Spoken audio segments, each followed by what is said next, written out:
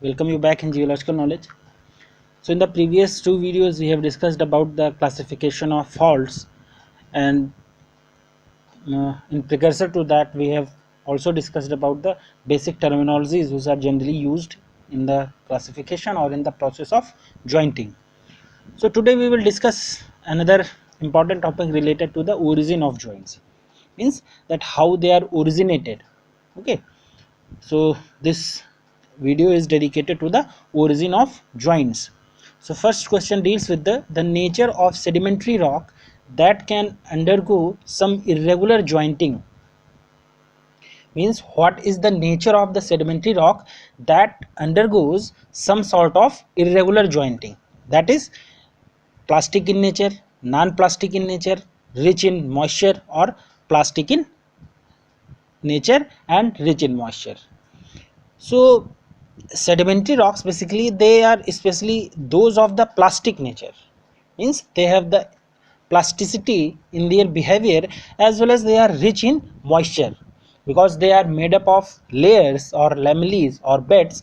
So because of that formation or their structure, there is space in between, the pore spaces in between the rock layers. Between two successive layers there is some pore spaces, so that's why they are rich in moisture, that creates some sort of moisture content in the initial stage. Okay, so sedimentary rocks, they are especially those of those are plastic nature and generally rich in moisture in initial stage, and they undergo some contraction on drying up, which might have resulted into the irregular joints. Okay, so those sedimentary rocks are clays, shales, limestone, dolomites, or some other types of sedimentary rocks. So they create some irregular spaces or the moisture, and because of the plastic nature they result into irregular jointing. Okay, so here the option D, that is plastic in nature as well as rich in moisture. So plasticity and as well as the moisture content, these two are the nature of the sedimentary rock that can undergo some sort of irregular jointing. Okay, next one is contraction or the shrinking is the cause of which joint? Radial joints, vertical joints, seat joints, or the mural joints. So there option B is the right, that is vertical joints. And what is the process behind that? So during the formation of the igneous rocks, the tensile forces which are developed in the rocks due to the cooling, and the force is strong enough to cause joints. Okay, so the rocks in which the tensile forces they are developed in them due to the cooling process, the force is strong enough to cause jointing. So such contraction or the shrinking is generally accepted to be the cause of the vertical type of jointing in granites as well as the, and so well known, that is columnar joints. Okay, in one video we have discussed about the columnar joints. So these are vertical in nature, okay, of basalt. Mainly columnar joints are basically made up of basaltic rock and other effusive rock systems. Okay, so contraction or shrinkage is the cause of vertical joints. Third one is a single theory is enough to explain the origin of all types of joints. So the statement given here, a single theory, that is enough to explain the origin of all types of joints, whether it's true or false. So that is exceptionally false. Okay, joints are caused in different rocks due to different reasons. Okay, so reasons behind the formation of joints, they varies at places to places. Okay, no single theory can explain the origin of all types of joints. So the rock system or the area where they are developing, so the stratigraphy, the geological structure or the structural features of that area, these are the responsible for the formation of joints. So it cannot be said that a single theory is enough to explain the origin of joints. Okay, so option B, that is the given statement, is false. The wide range of temperature which vary in arid climate. Okay, wide range of temperature which vary in arid climate, that is minus 10 to 100 degrees, 10 to 80 degrees, minus 50 to 60 degrees, or 50 to 60 degrees. So that is option C. So the process of repeated expansion and the contraction. Okay, so in the daytime, when the sunlight is more, they expand. Okay, the rocks or the joints in them, they expand, while in the night time or when the temperature is low, the rocks or the joints between the rocks, they contract because of the cooling process. So it is characteristic of region with dry hot arid climate, where day and night temperature on the one hand and summer and winter temperature on the other hand, that varies within a wide range of minus 50 to 60 degrees. Okay, so here option C is the right answer. Fifth one is removal of overburden causes expansion, contraction, shrinkage, or the rise. So when suppose that there are few layers or some beds, if they are overburdened because of the pressure of overlying rocks, so if the overburden pressure has been removed, so obviously they will expand because the pressure that was pressing them, that has been removed, so they will expand. So removal of overburden due to the weathering or the process of rock wasting. So removal of overburden, that is caused by the two main processes, that is the weathering process and the process of rock wasting. So that may also cause the expansion of the underlying rocks due to the unloading. Okay, because of the weathering process and the process of rock wasting, the expansion of the underlying rocks, that is caused due to the unloading.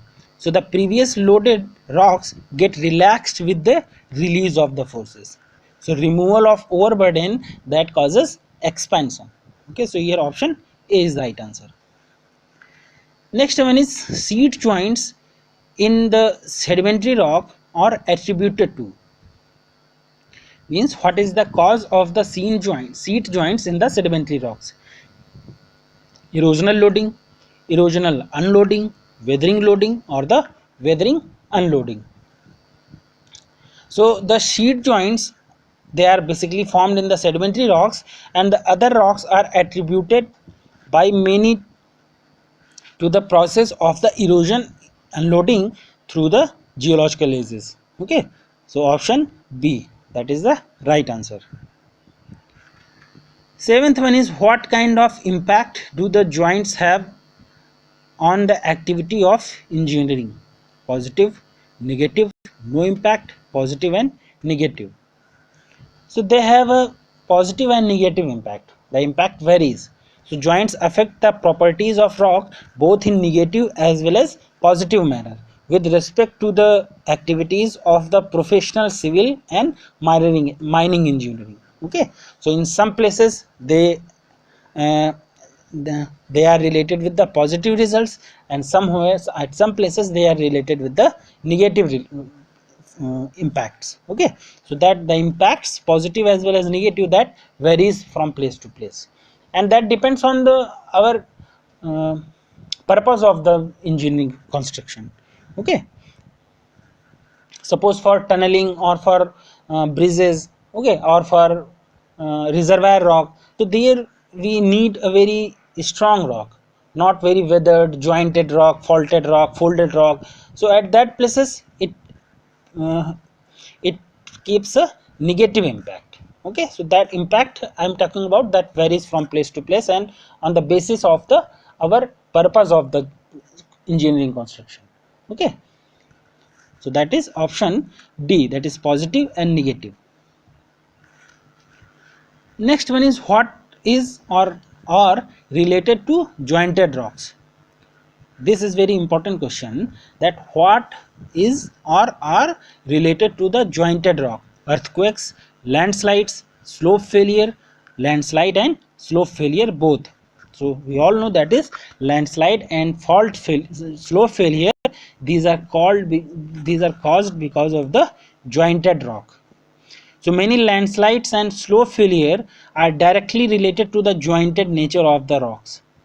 If the rocks are jointed, it means their strength that has been diminished because of the presence of the joints. So this is due to the instability of the rock in hilly terrains especially. Okay, this is due to the instability of the rocks in the hilly regions, and the jointed rock gets easily lubricated in the presence of the moisture. So the presence of jointed surfaces are the joints that makes a way for the water or some lubricating material to enter into the pore spaces or into the jointed blocks. So jointed rocks get easily lubricated in presence of moisture and start sliding or falling from their places. So as we are talking about that, the presence of the lubricating material, and lubricating material we have already talked, that is in most of the cases the lubricating material being the water. So that enters into the jointed surfaces or in the joint planes, so that causes the sliding or falling from their places. Okay, so that is option D, landslide and slope failure. Ninth one is, first step of treatment of joint is, means if we are going to construct any engineering construction, so there are some statements, some steps being taken in order to treat the jointed rock or faulted rock. So what is the first step? Grouting, filling with the chemicals, detailed investigation, or installing devices. So that is detailed investigation. Actually, when we are going for the engineering construction, so before the construction work we go for the detailed investigation of that area, means the structural features, the geological features of that area, whether that area is uh, appropriate for the construction or inappropriate for the construction, what are the rocks lying there, what is their structures, whether they are faulted, folded, jointed. So we have to treat the rocks or the planes or the material according to their investigation, means what we have investigated, on the basis of that we go for another processes. Okay, so the first step of treatment of joint, that is detailed investigation. So treating the negative qualities of the rocks due to the joints that will differ in different projects. Okay, the first requirement is in all the cases is however detailed investigation to establish all full characteristics of the joints. And this is not only in the case of joints but also in all such type of relations, on all such types of engineering construction materials. Okay, whether we are going for a hilly terrain where we have to make a tunnel or a bridge, overbridge, or a foot over bridge, so we have to go for all the construction material. So to treat the all the construction material, that what are their features, what are their characteristics. Okay, so the first step of a state in the treatment of joints, that is the detailed investigation. So after the detailed investigation we can go for another processes like grouting or filling with some chemicals. Okay, next one is, what has to be located during an investigation with great care. Okay, so these types of questions are of practical nature. If you have gone into the field or you have done some field work in any area, so you will have investigated or seen the joints, fracture planes, or the cleavages, or the folds, or the faults. So you can imagine, if you have been in the field, you can imagine the criterias or the structures as you have seen in the field. So what the negative or the positive impact they will put on the respective structure or the respective construction work. Okay, so what has to be located during an investigation with great care? Macro joints, fissures, micro joints, or micro and micro joints. So that is the micro joints. So great and utmost care has to be exercised in locating the distribution pattern, and the magnitude of micro joints that are typical of many rocks. Okay, so we have to keep an extra care to in order to locate the presence, distribution pattern, and the moisture, the magnitude of the micro joints. Okay, so such joints, if left unnoticed and untreated, many widen after the construction of the project and endangered its stability.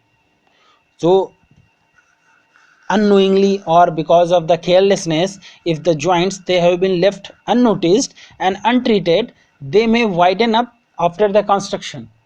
Okay, during the construction process or before the construction process, they may not be so active, or they may or may not be so widen in nature. But once you put the overload, the load of that construction, the construction material or the construction building, so because of that overloading, the joint surfaces, the joints, they may expand, okay, or they widen, okay, after the construction. So the project that have been made, that can be in danger because of its instability, because of the wideness of the joint surfaces, that will lead to the instability of the material or the instability of that project. Okay, so with great, what has to be located during an investigation with great care, that is micro joints. Okay, next one is, what is a positive effect of joint? Instability of slopes, groundwater, oil reserves, or groundwater and oil reserves.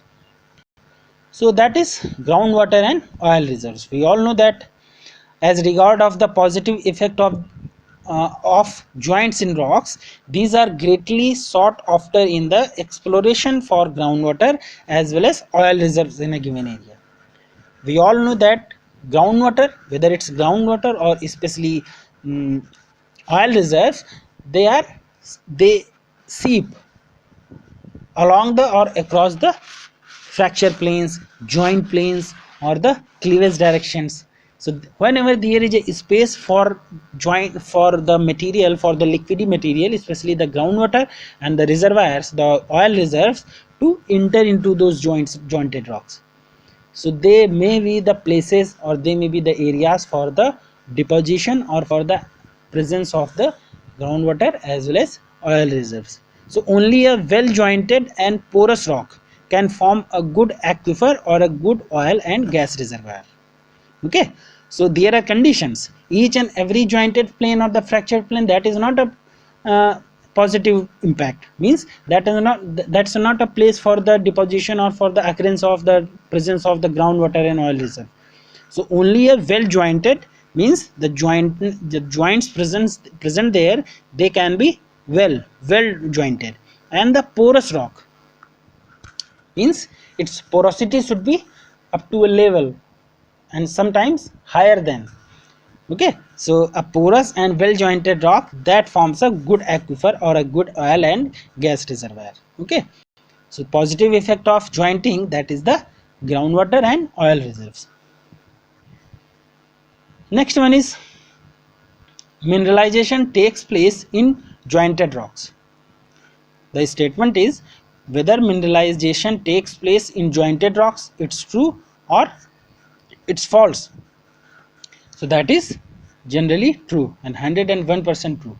As we have discussed that well jointed and porous rock, that form a positive impact because of the presence of groundwater and oil reserves. So mineralization with economically viable minerals form hydrothermal solution takes place in the jointed rocks as well as in fissures, which are formed due to the widening of the joints.